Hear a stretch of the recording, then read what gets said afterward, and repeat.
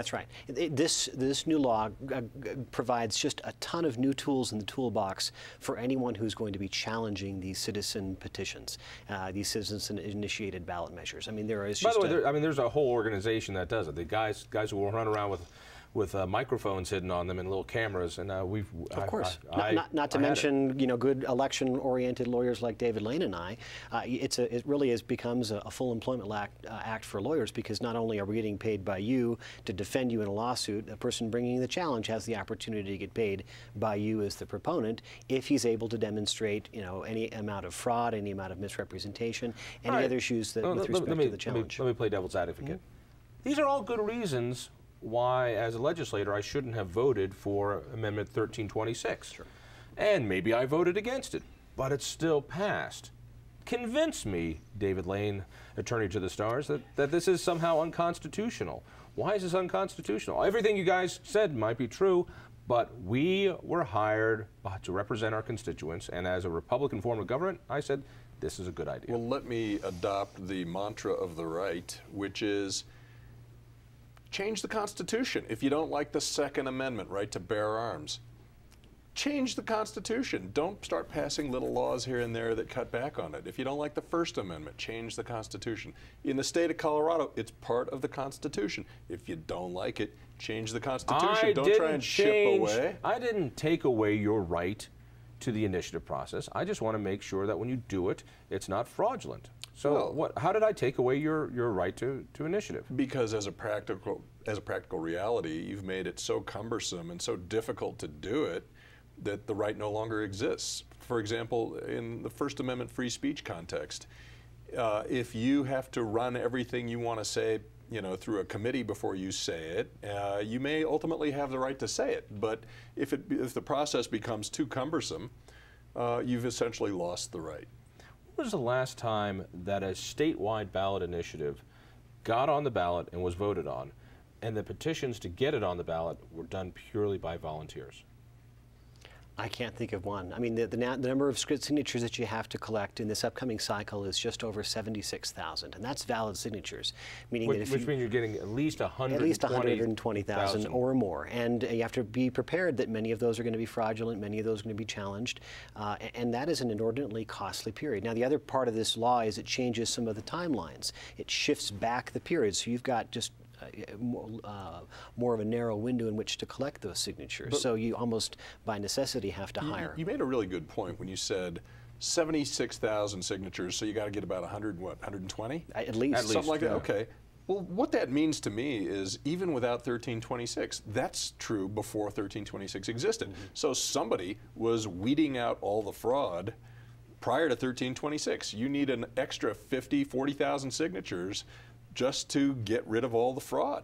So fraud and mistakes. There are a lot of people who think they think they're registered to vote. They're not. Right. They think they're in this county. They're not. The wrong address. But the point I'm making is all those things were being looked at before 1326.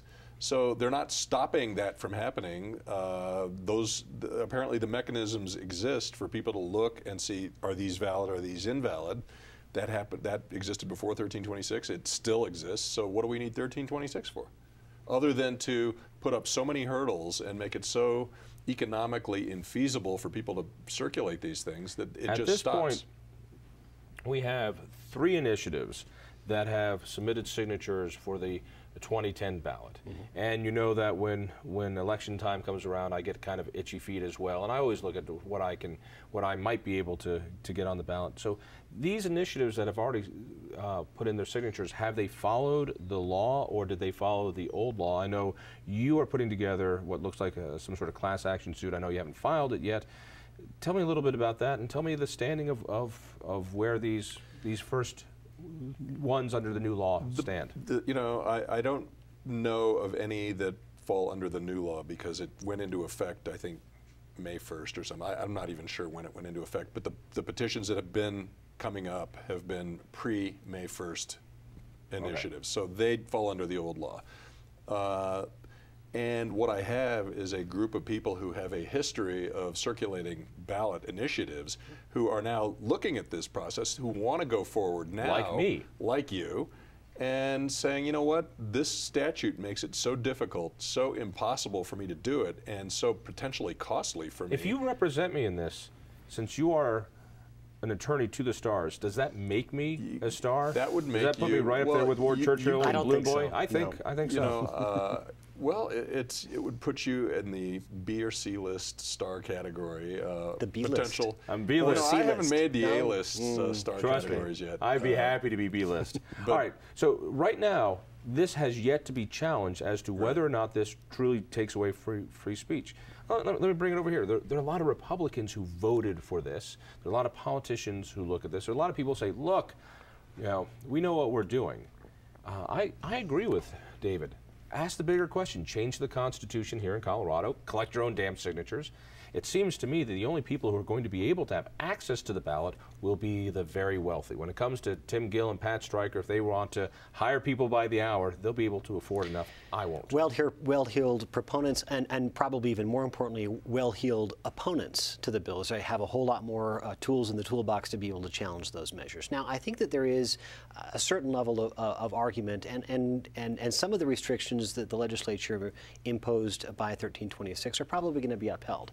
The courts in the past, there was a case in 1999, Buckley versus American Constitutional Law Foundation, where the Supreme Court weighed again those different restrictions and figured out, are there certain things that are appropriate to put as limits or restrictions or procedural hurdles to have to overcome with respect to circulating petitions and getting measures before the voters.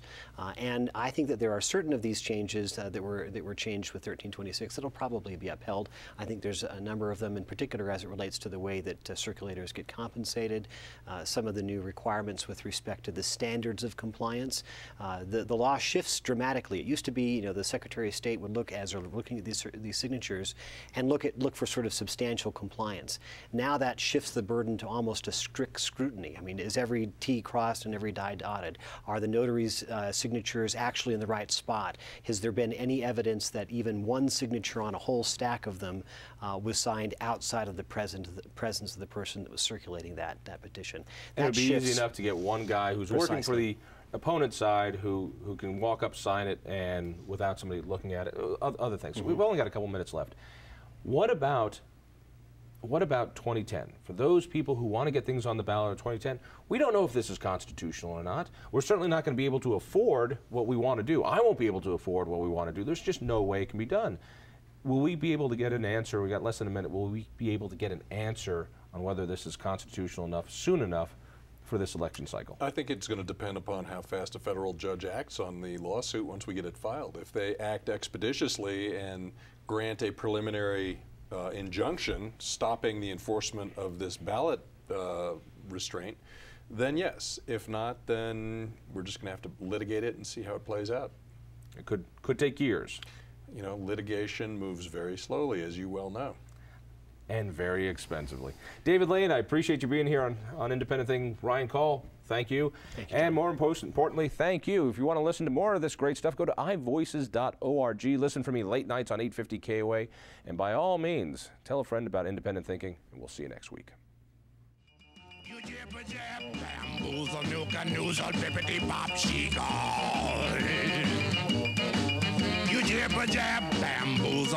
noozle, bippity bop, she-call. I mean, you keep on talking, but you don't know where to turn it off. The day I met you, wish I'd been in